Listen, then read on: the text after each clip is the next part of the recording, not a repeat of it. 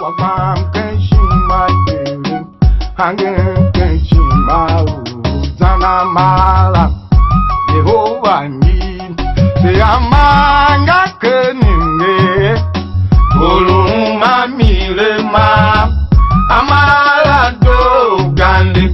Uluma Milema, Ila Zebadon,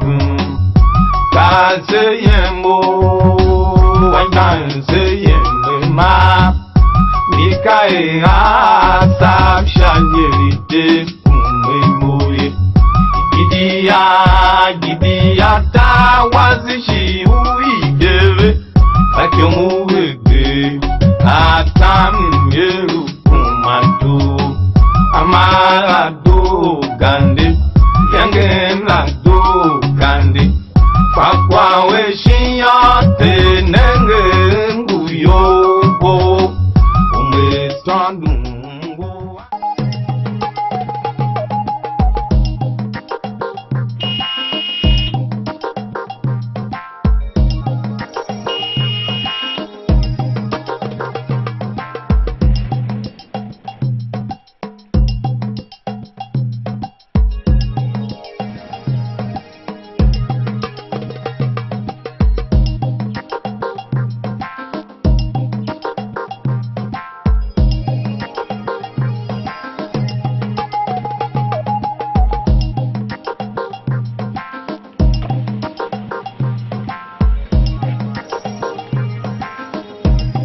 Welcome, Daddy. Daddy, there.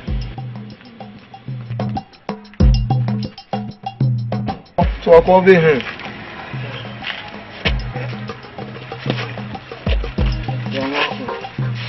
That's muke ko na munyala igara mto wako. Dimo bayi rumba manaka. Ningi biaru yeme tumbula. Ongo ye mana. Deni nyen duwe je hingo hide hiyaga nyen duwe nyen jengo hide hiyaga ko wani zam yojo ke hina una ma tangwa yunana muna ya mu maru ke ma fa ma wanje ba ko kin da kwa wona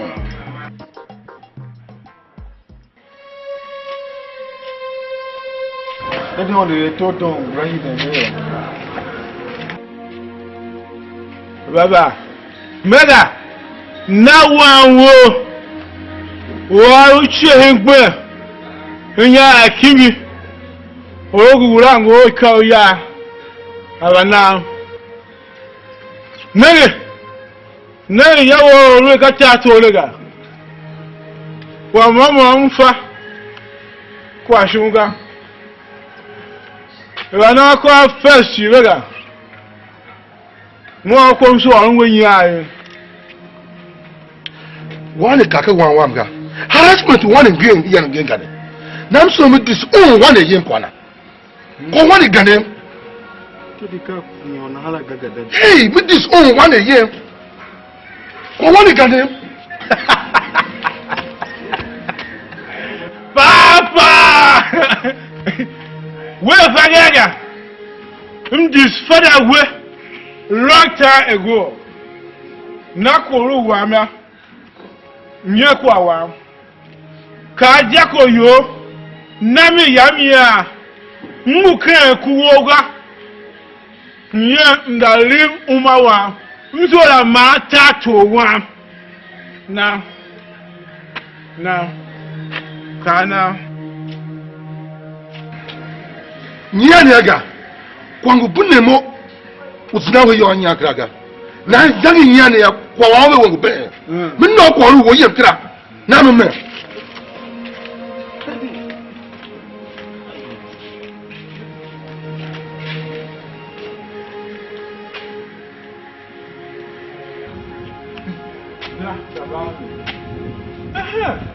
ako mugam so yela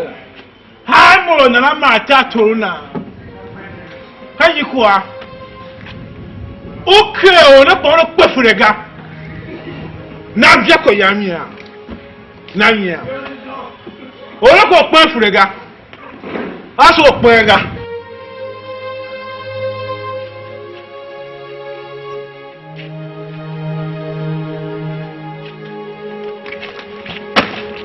So,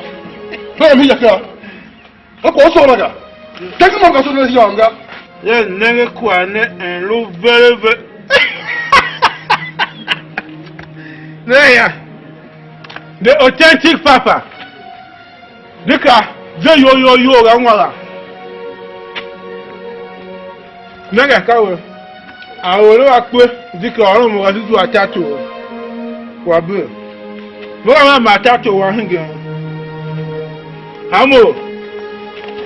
Nango. Yeah, next year.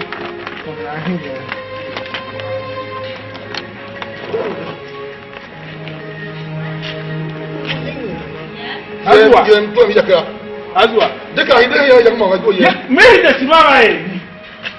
Me de simara e. Wa woni be. Baba wo ni mo ba. Amo ke ni fene. Nigeria for years back independent. No, but why independent here? You know what?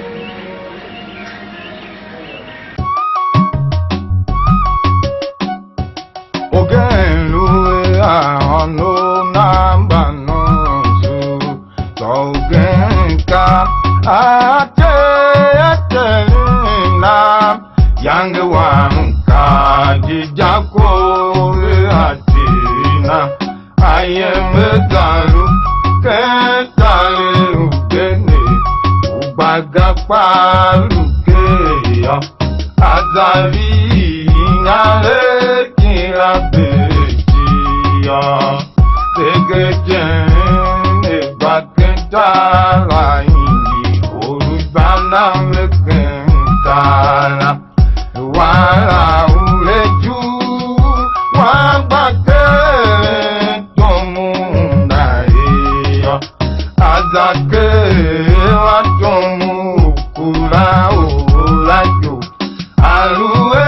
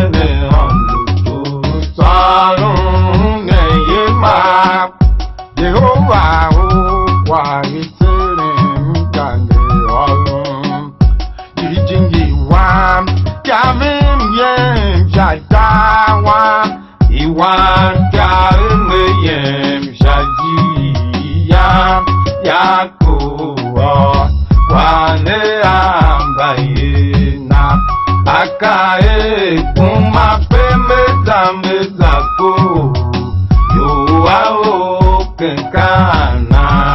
jana yote na yam yala me ao wiki benti yotalu me bela talu kana iluke yange ya bela mi iluke yange sala kuaji ave ave bekai tuken baiwan uwe bela yange yame ao wiki dawam kajala yesu eji ave sha kanan dam iwan kyan yem shaji yam jijin diwan kyan yem shatawan Jehovah o wa selin gale olun jijin diwan kyan yem shatawan iwan kyan yem shaji yam yakoa wale ambayena akae kuma pemeza ko yo kenkana jana yote na yam yala me au wiki tenti yotalu me kwela talu kana iluke yange ya belami iluke yange sala kuachi ave ave bekai tuke baiwan uwe belam yange yame au wiki tawam kashala yesu eji ave sha kanan game iwan kyan yem shaji yam jijin iwan kyan yem shatawan tayin zi ilanwe zungwe memwanu igadi omuli semba pese ange yoluwe ongudu tema imanze gayo waedo teo tiva imanze gayo ma ikami kene sema konu zeke shima wazika mengurunga nyare kikele lange gande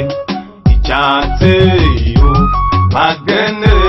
mamemenga ngulu wange ngudo ambatwele matane peruga te ai chaulu mbalu jakwaga te ai chaulu anakwaga ai chaulu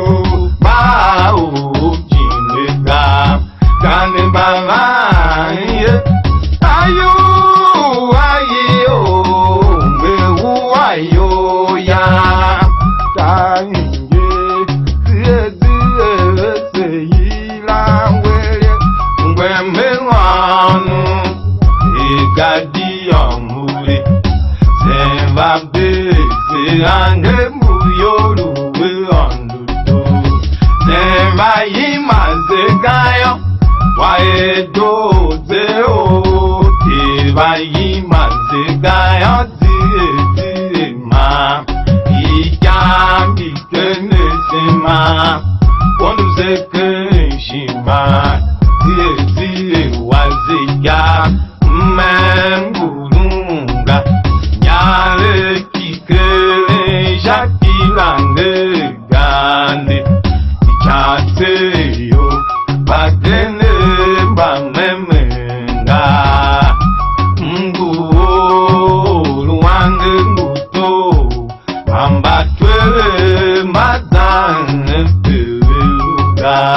tera chaulu balum shakwaga tera chaulu bazuana kwaga tera chaulu bao jinga kande bavani ayu ayo bewu ayo ya kwam kenshima hangen kenshima zana mala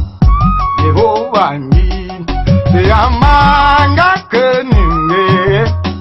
oluma milema amala do gande oluma milema la ila se badundu kaze yemo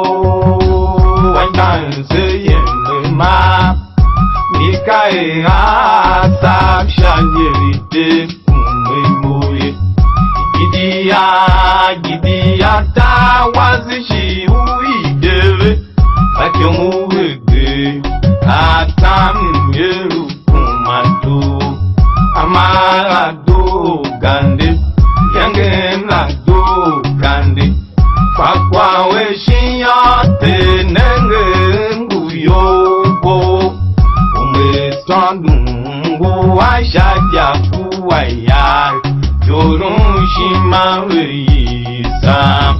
kanane vai omengu yange mo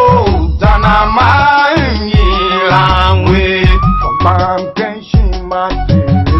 hange kenshima tana mala Yehova ni amanga kenimbe toluma milema amala do gale toluma milema la yila se badondon ka se yemo wandan se yema mikae asa shanirite kumemoye gidiya ta wazishi uidele bachomuveke atam yeru kumato amara do gande yange mlando gande pakwa weshiyote nenge mbuyobo umetandungu washaja kuwaya yorun shima reisa kanane vai omengu yange mo zana mai langwe omejijile mole Yehova turuma omejijile mole Yehova turuma pampa jode o turuma turuma pampa jode o turuma turuma Tilim tonungua Emoa tungua Mkalaye muza Ewe patile kangua Mkalaye muza Ewe patile kangua Omengu chua o Tewayi mama Tewuaga umeturu Tewa songuane umeshijile mule Yehova turuma umeshijile mule Yehova turuma pampa jote o turuma turuma pampa jote o turuma turuma temtonungua temoa tungua mkalaye muza ewe patile kangua mkalaye muza ewe patile kangua omengu chua o tewayi mama tewuaga umeturu tewa songuane oyoka jijije mbezaye ome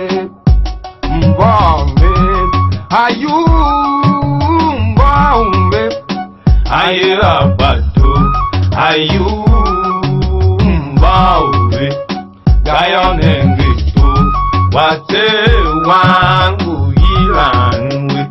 deme wangu kwa useya luwemo ntachi aelwa mabela uyeme uzachiri teredoya ome ungwayo vansa karaye mbana ya mishita uvagwije mshalwa mabelaba tokaraye maume maibondon moyokaji dije mbezaye omejile mewari jimi ometende tende zinda moaye meye ometende tende zinda moaye meye samnenge oge tuita uzanalia enuya oyimate tebayira moye kaveyo wanwamao shitaveyo samchi shimakere titere mubamba ometire mana wawe twatire ngukengemo ometeya o terim yesu mbawe oyakaji dije zaye ome mbawe ayu mbawe aye abatu ayu mbawe ayonengitu wate wangu ilangwe teme waune kwa useya luwemo ntachi aelwa mabela uyeme uzachiri terenduya ome ungwayo vansa karaye mbana ya mishita uvagwije mshalwa mabelaba tokaraye maume maibondon moyokaji dije mezaye omejile mewari jimi omezende zende zinda moaye meye omezende zende zinda moaye meye samnenge oge tuita uzanalia enuya oyimate tebayira moye kaveyo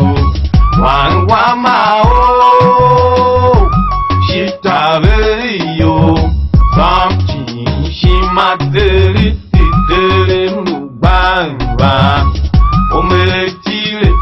mana wawe twatire ngukengemo ometeya o terim yesu mbawe seseza amsesezoa omega mbinguhane mare kwa kwangu mtiwo mshautile atile kwam umeisadaim ujua umeawe paulu yango yudia marishono asunkuti kwaneo apasire akaeo adeyawewe udon ekile donga ome agove atemakenu ya makenayo ase majisha ukambe ngukene kongo achile nguwevi uchindiyo olja palawe ha ayo gawa kwawe waye kwaone e waene yange nyote yona idia yange zawae yo wale saulu ile kong idia ya ikong buawan tengeda idia itashawa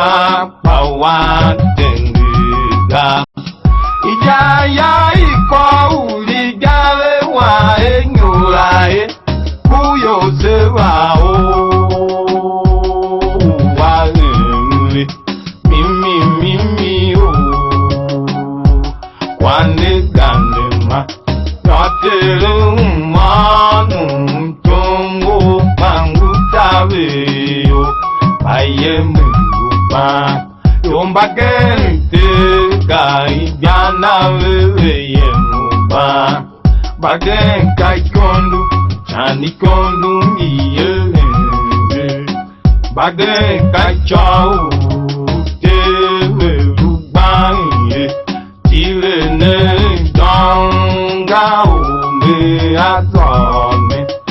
agande anyulari gawo duwe kenwo momelu cha tomu de wanwa yomo wa mu mayangin bawe ga momelu cha tomu sei chai aonduwa maonduwa wakumayobe bebe myo ya jatushima o Kristu nana ya jana yombi kolun o mangu etime rangba nana baweda bamemba pochi kashaola Stefano anakayo uamye kame jamia wangela memeke kame jamia wangela memeke tawe deko yo japwa utumutega avenda upajatalu